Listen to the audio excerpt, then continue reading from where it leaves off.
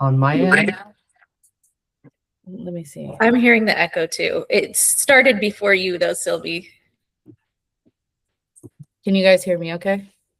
Yes. Yes. Actually, Yes. I think it's stopped now. It's gone in and out. I turned my volume down, so I'm hoping that helps. Okay, it might be the volume. Okay. I'll turn mine down just a little bit too. All right. Welcome to Poets in the Pines, a podcast where poetry, storytelling, and creative process intersect. I'm Kelly Miller. I'm Anne Romalo. And I'm Leah Cass. And we're the editors behind Poets in the Pines, an international small press and creative community centered around diverse voices and meaningful work. This is the start of our new author interview series where we're asking Delirium writers questions about their contributions and uncovering the meaning behind their words. We're so glad you're here with us today, and we hope you enjoy the show. Our guest today is Sylvie Althoff. Sylvie is a queer transgender woman who works as a writer, editor, elementary teacher, and a jazz banjoist. Her locus recommended writing has appeared in venues including Harper's Bazaar, Escape Pod, Small Wonders, and Lesbians in Space. Her novella, Trivial Matters, is forthcoming by Android Press. She currently lives in Lawrence, Kansas, with her wife, musician and teacher Jen Thomas, their dog, Nomi Malone, great name, by the way, their layabout cat, Pocket. Great names all around for the whole family. Welcome, Sylvie. Well, thank you. It's good to be here. Having chosen 3 of those names myself, I'm happy to be here. So Sylvie is one of 68 contributors that comprised our latest anthology, Made from Midnight, Delirium, all about dreams. So we would love for you to read an excerpt from your story titled The Other Side, if you would be interested in doing that. Sure, I'd be happy to. You could read any excerpt that you feel like any part, if you have a favorite part or... It's a short enough work. I think probably just the opening to it, the first few paragraphs should probably do it. But feel free to cut me off anytime I'm running along there. Yeah, I think that amount of it really sets it up. Thanks. Because it does have a very unique setup. I have a tendency to back around a bit and spend a lot of time with exposition. This one I really did kind of jump right in uncharacteristically. So let's do that then. Yes. Okay, so this is from The Other Side. When Lydia finally broke through to the other side, she was a little surprised to be a snail. In fact, the other side turned out to be mostly snails. As far as Lydia's stalked eyes could see, she was crawling along the bark of a vast ancient tree. The sky above was a whirl of cotton candy pinks and blues through which the sun shone in patterns of dancing golds and violets. Its light was deliciously warm, and Lydia watched moons and comets caper in the firmament beyond. The colossal tree was similarly alien, yet thoroughly pleasant, located in an immense forest, and was populated by an uncountable number of snails of a similar size and disposition. The foliage above was 1,000 shifting colors she had no words for. Not for nothing, Lydia was reasonably prepared to deal with inhabiting a new form. Before being a snail, she'd been an old woman, a middle-aged woman, a young woman, and a very unhappy boy long ago. The last decade of her life had been characterized by solitude, as she rarely left the cabin in the woods that she and Sarah had built. She began to expect the police at her door to rehouse her with other gender dissidents. She retreated inward. Through transcendental meditation, she eventually began to part the veil of reality. Now she'd done it, evidently. Lydia was on the other side, and she was a snail. So what now? That's great. That's a good place to leave off, actually. It leaves them wanting to know what now.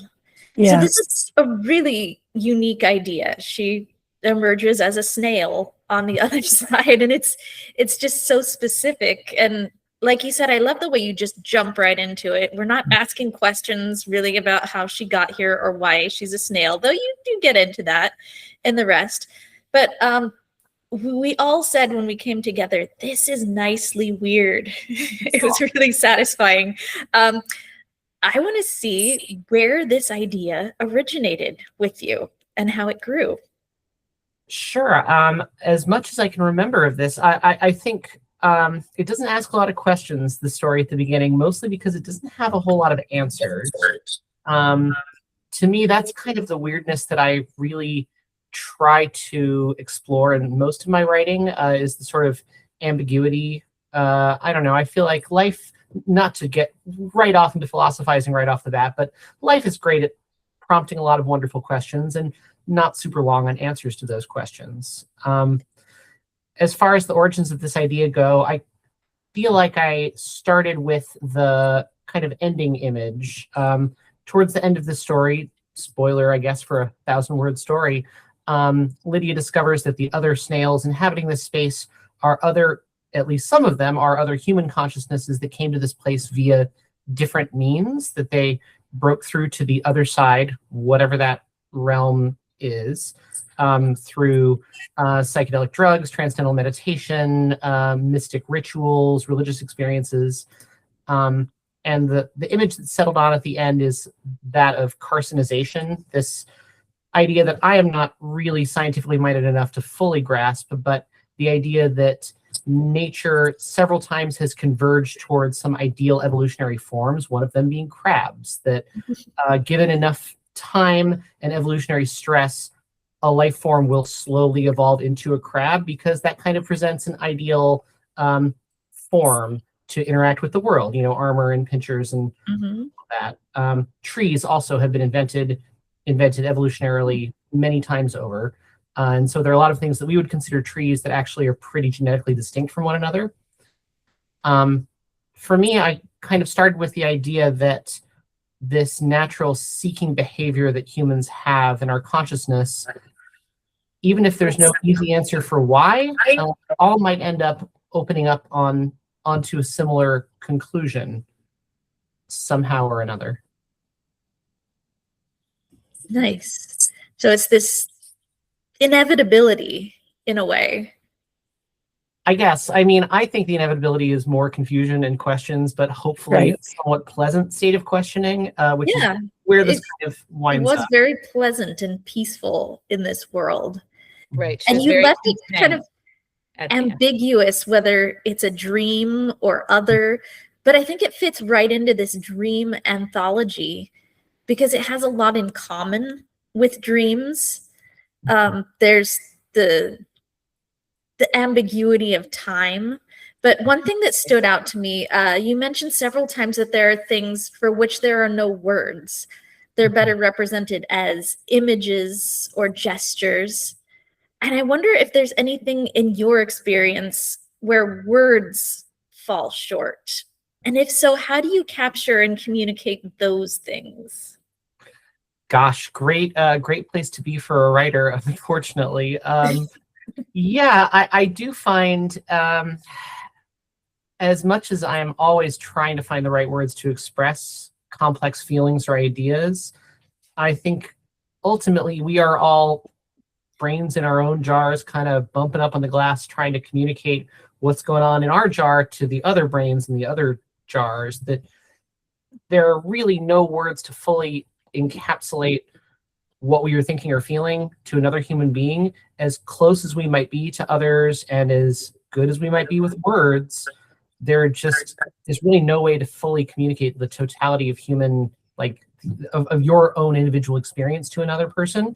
But gosh, we sure try, don't we? That is really what we like, what we all tend to spend our time doing, right?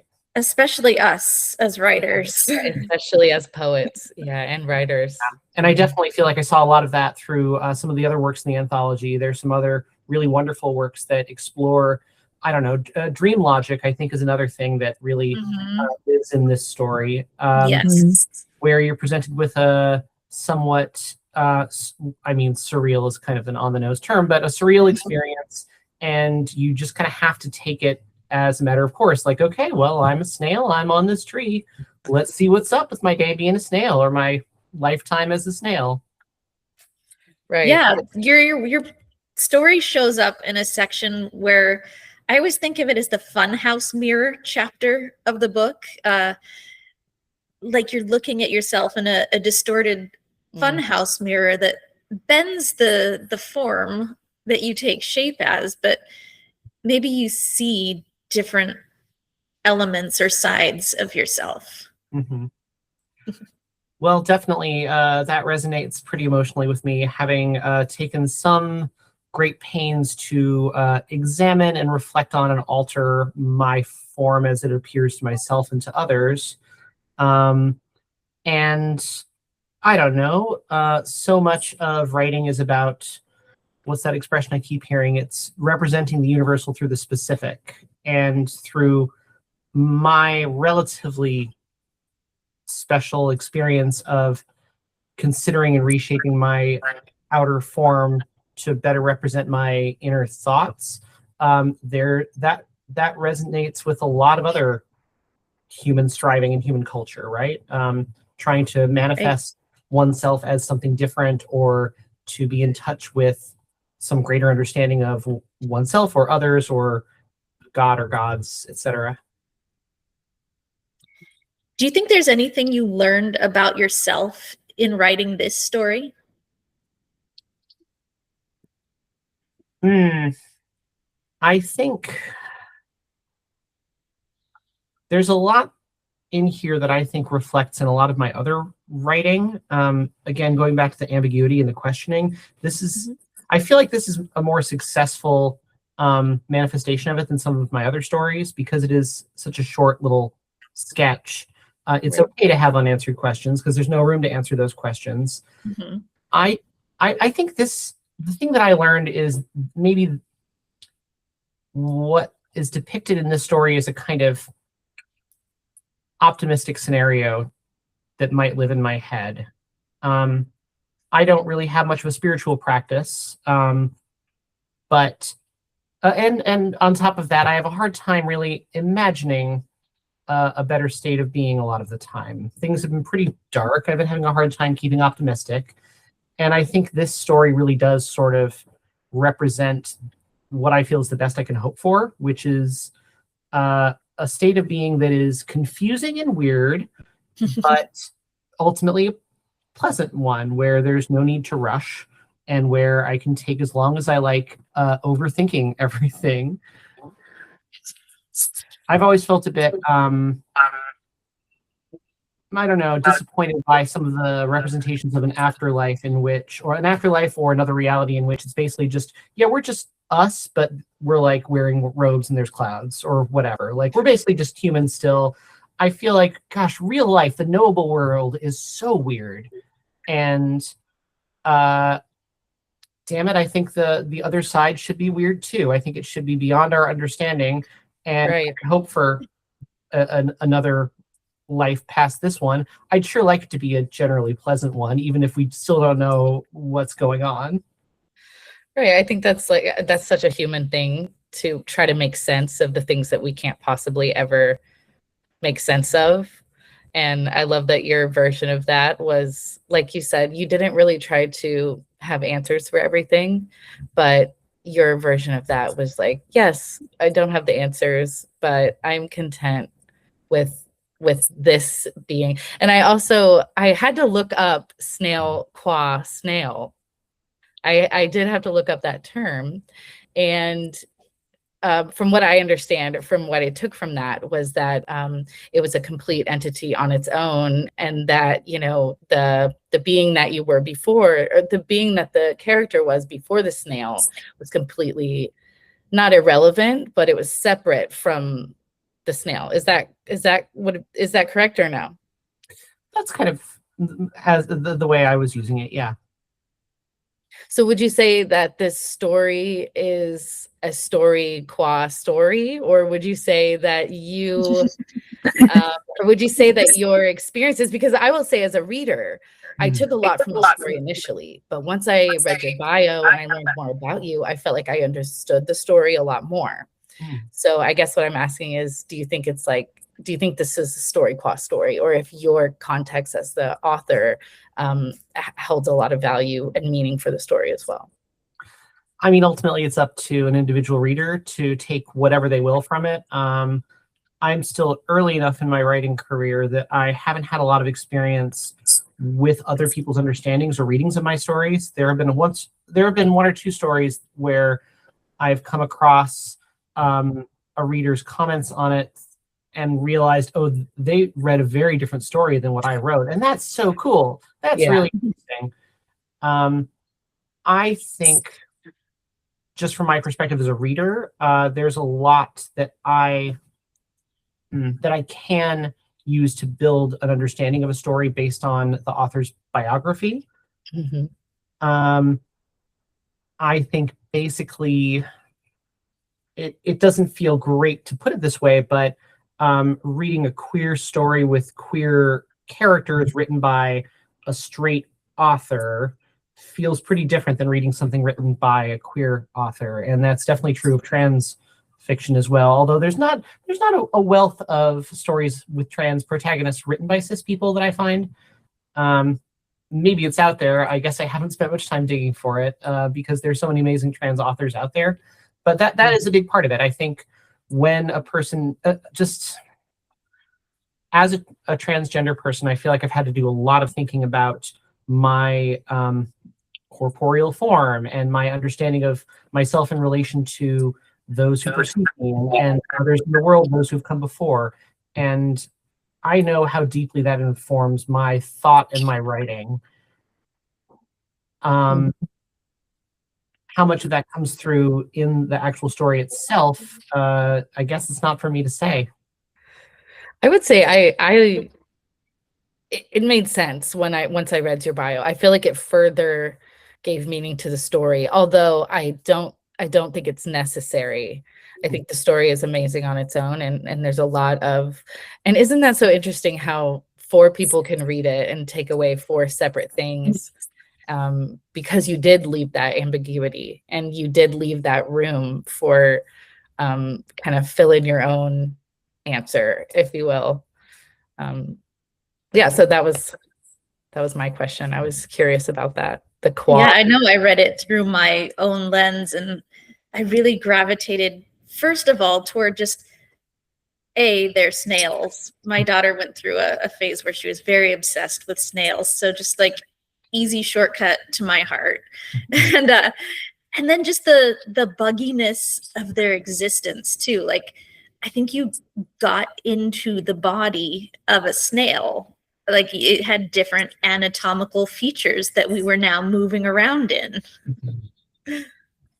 Right. We had so much of house as body, and like all of these dream images as self.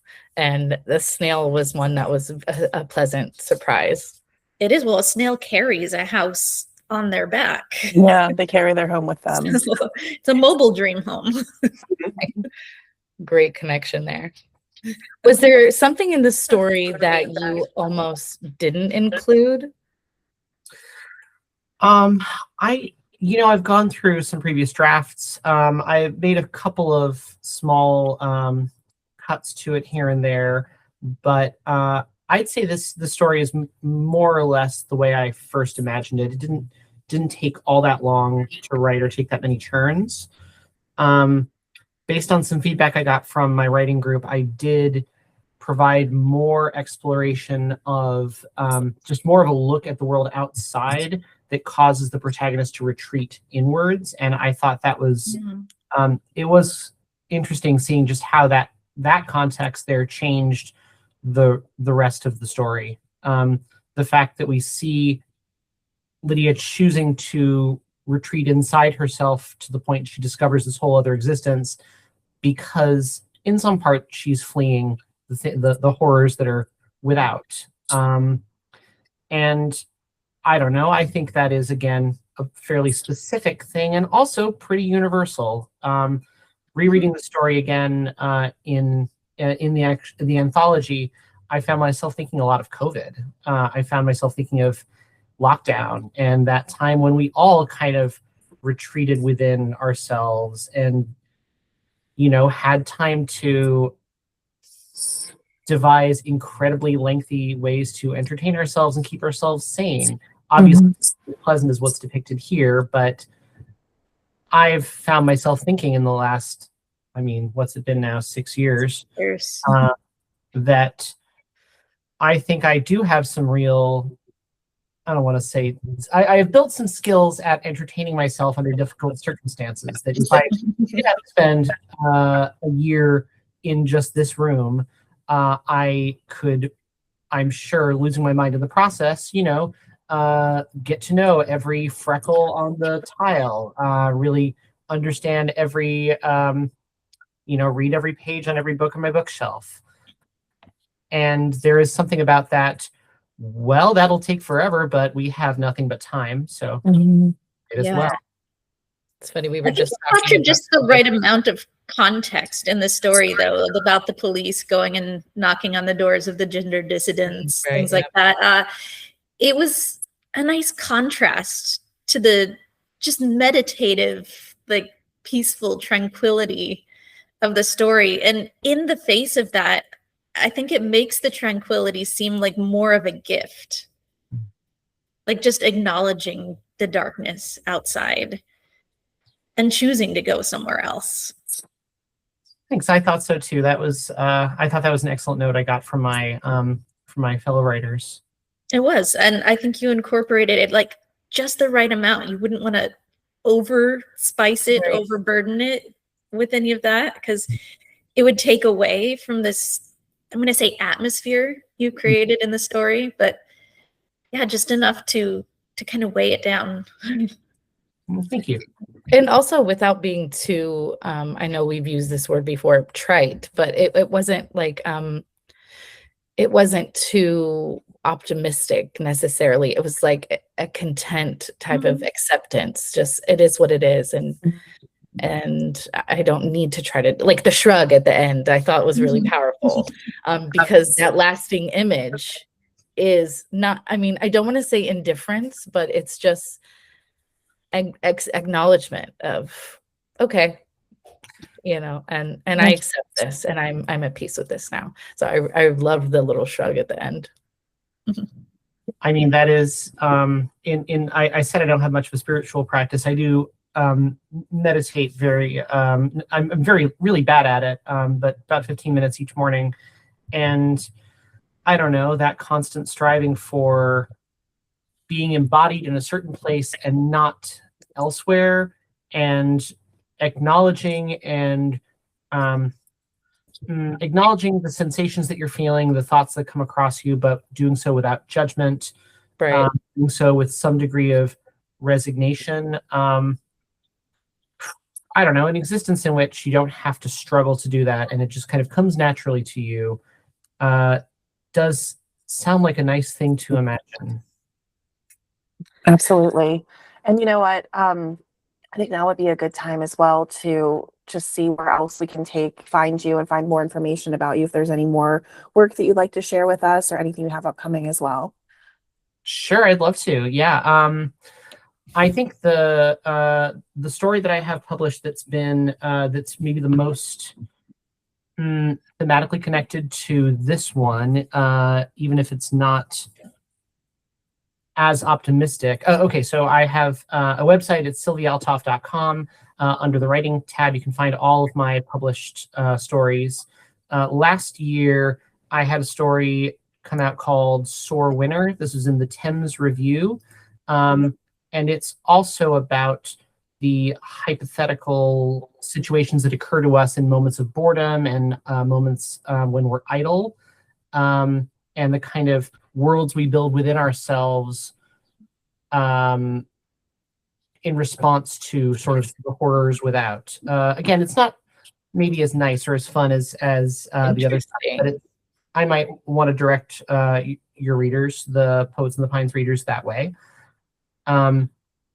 Upcoming stuff. I did also just yesterday have a story come out in Solar Punk magazine called Radio Free Luna Signing Off.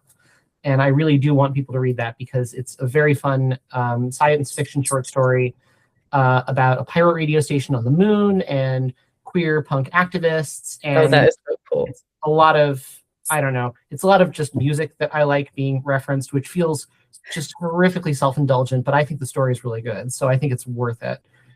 And clearly, I mean, the editors of Solar Punk magazine thought it was worth publishing. Right. So clearly they loved it.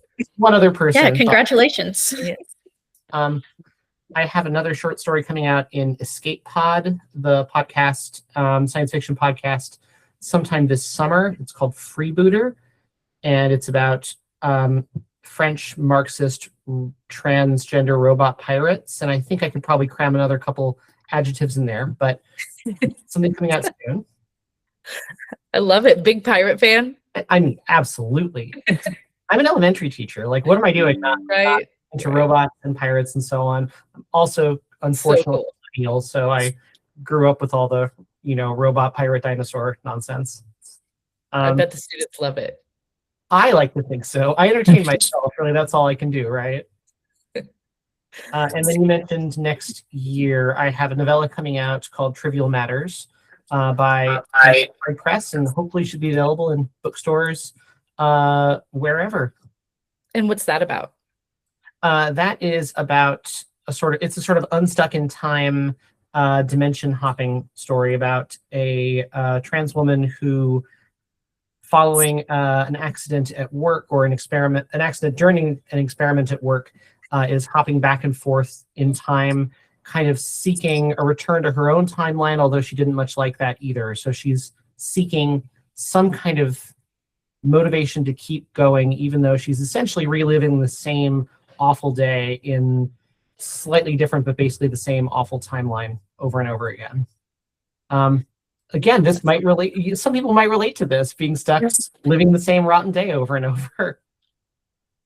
Yeah, especially when, like you said, it's hard to be optimistic sometimes in this climate.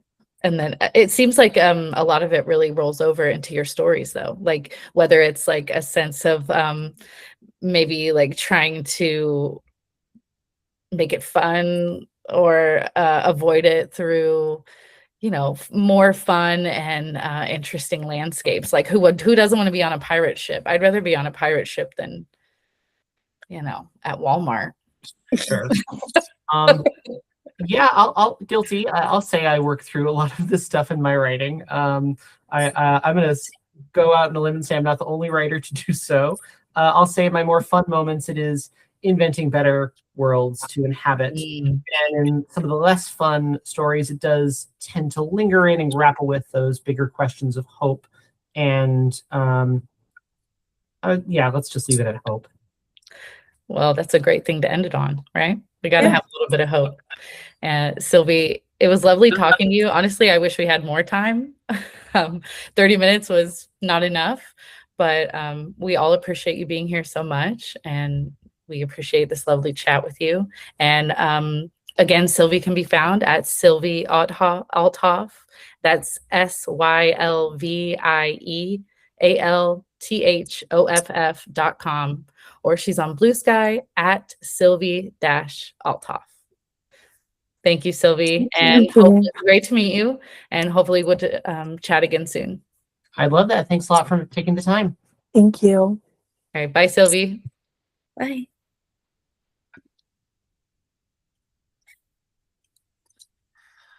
All right. Great. We did it. So now I'm going to... All right, I'm going to end the call. Hold on. Wait, no. No, that'll Right. disconnect us all. Stop the recording.